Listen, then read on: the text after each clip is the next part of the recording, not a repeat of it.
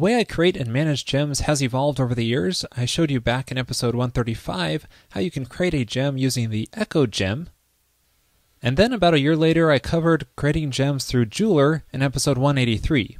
Now both of these tools offer ways to generate gem spec files for each release of the gem, and you sort of manage your gem spec through that tool. But now I prefer to manage my gem spec file directly because I find the overall process and workflow much simpler. However, we still need to make the initial gem spec file for each of our new gems. Now we could do this manually, but we could also use a tool like Bundler to help us out here. Now you normally think of Bundler as managing your application dependencies, but it also has a little known command for creating gems, and it works really well.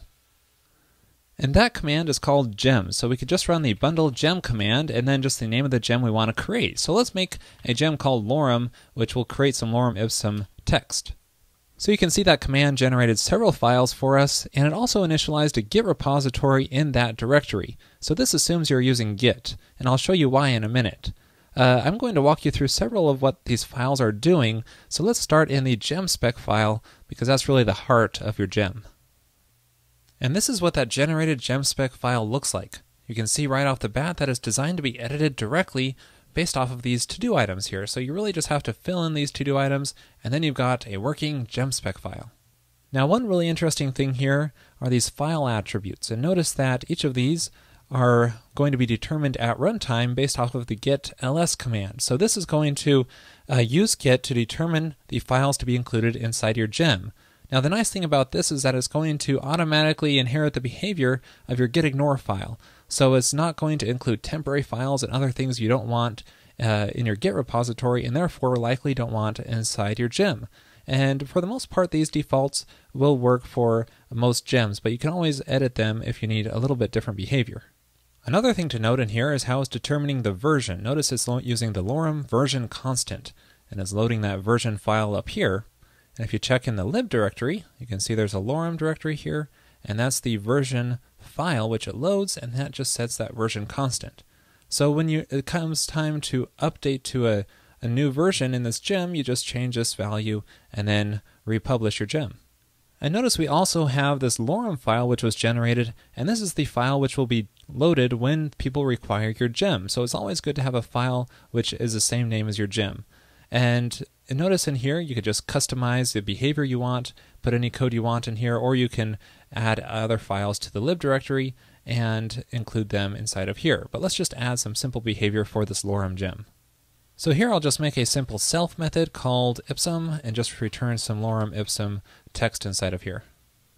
So let's say we're done with our gem and we want to release the first version. So we'll just need to update our gem spec here. We'll just replace these to-do items. There we go, that looks good. And then we just run our gem build command and then point it to our gem spec file, which is lorem.gemspec. And notice that generated this .gem file here, which we can just run the gem push command and then pass it the name of that file, and that will push it up to rubygems.org and publish it so that others can install it. And it really is that easy to publish a gem with your gem spec file here. And let's say you want to release a new version of the gem. Let's say you update the code inside of here, and then to release a new version, you just change the version number here, and then you do a gem build and a gem push again to release a new gem.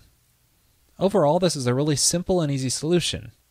Now there's two more files in here that Bundler generated for us that I have not yet covered. There's the rake file and the gem file. Let's take a look at the gem file first. Now you know your gem file is for managing gem dependencies with Bundler. And if you look inside of here, there's one line here called gemspec.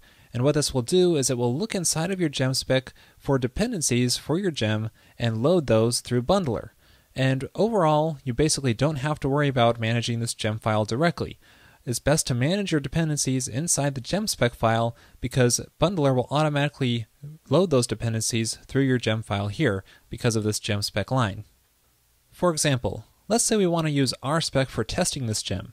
So instead of adding rspec gem here, what we should do is add it as a development dependency inside your gemspec file here.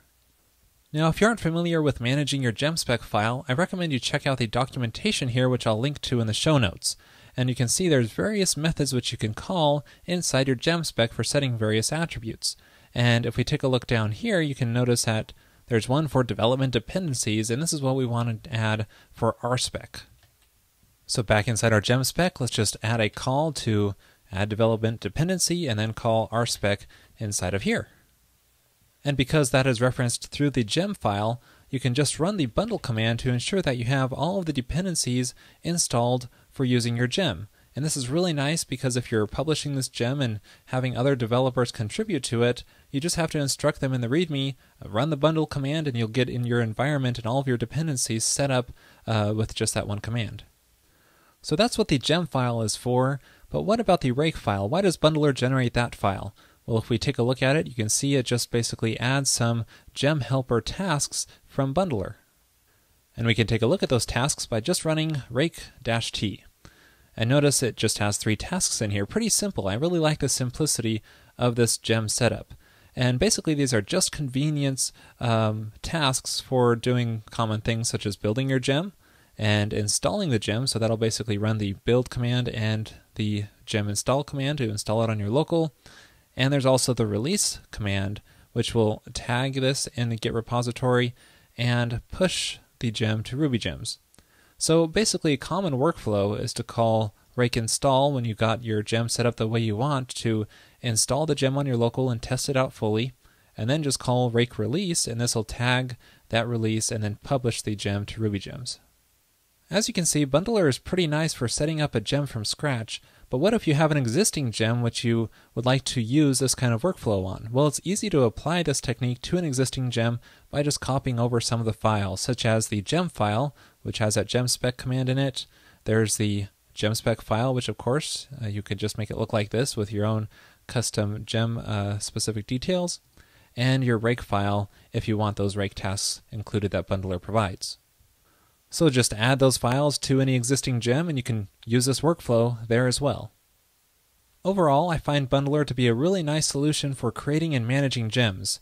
It's a lot simpler than the other tools that I've covered in the past, so I encourage you to consider using Bundler in your gems as well.